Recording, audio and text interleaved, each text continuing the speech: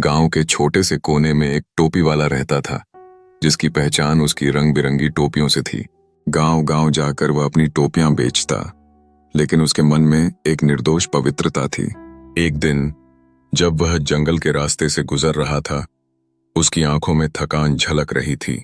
दोपहर का समय था और सूरज की गर्मी ने उसे परेशान कर दिया था। वह एक विशाल पेड़ के नीचे अपनी टोकरी रखकर थकान मिटाने के लिए सो गया।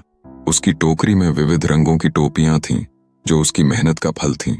लेकिन जंगल में छुपे बंदरों ने यह दृश्य देख लिया।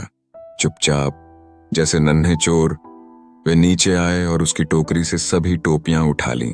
वे पेड़ पर चढ़ गए और टोपियां पहनकर खिलखिलाने लगे। जब टोपी वाला की आंख खुली तो उसे पता चला कि उसकी सारी टोपियां गायब हैं।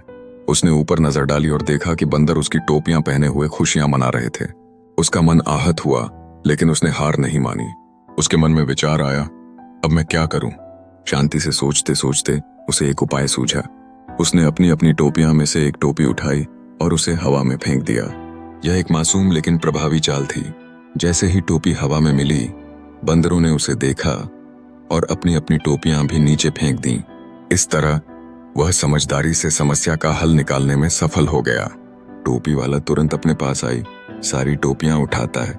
उसकी खुशी की कोई सीमा नहीं होती।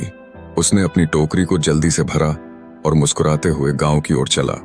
जीवन में समस्याएं आती हैं, लेकिन धैर्य और समझदारी से उन्हें हल किया जा सकता है।